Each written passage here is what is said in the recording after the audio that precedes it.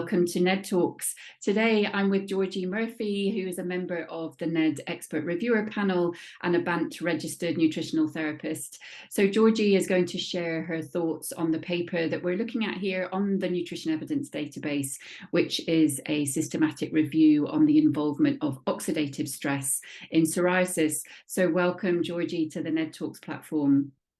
Thank you, Claire, and thanks for having me. There's been some great NED talks so far, so I'm delighted to be here.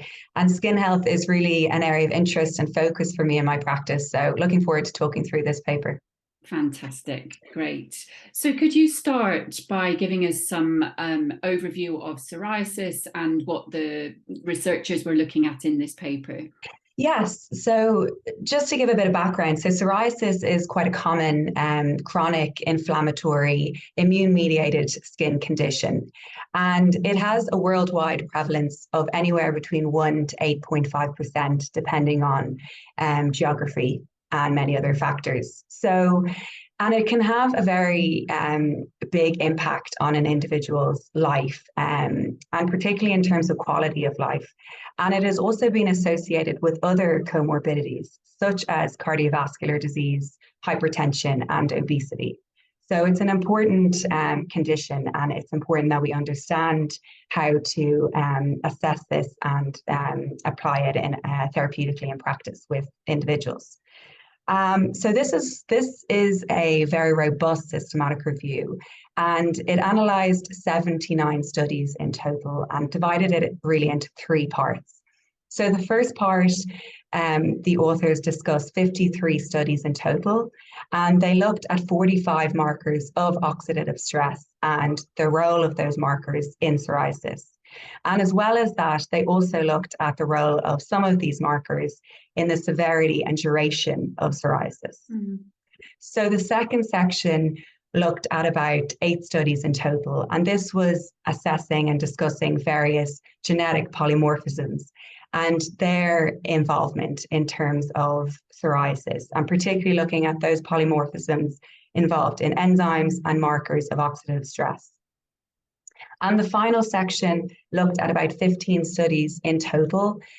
These were smaller studies, that's something to note, in terms of the study population numbers.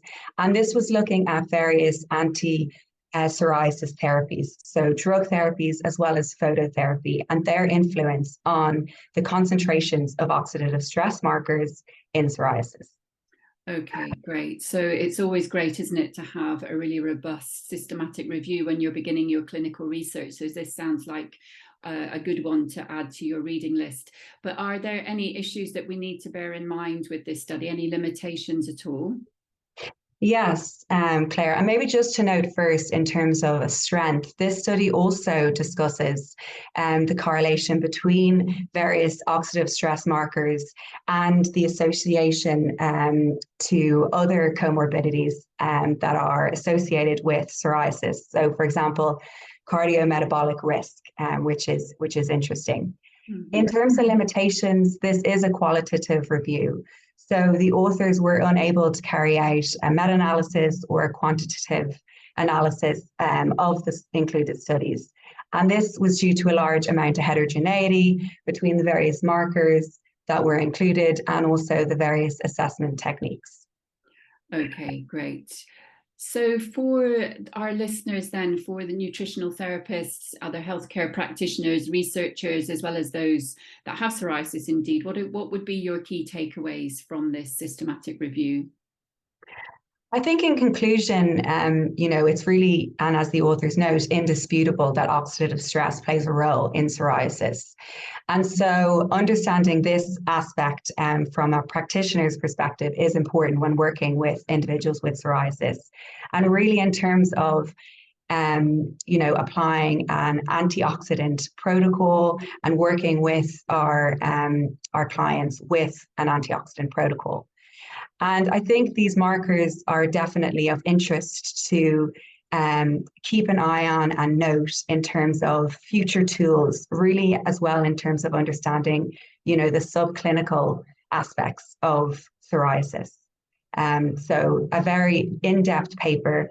And while it doesn't necessarily look at, natural therapies, I think understanding this, the role of oxidative stress is important and can be applied, as mentioned already, with an antioxidant protocol with clients.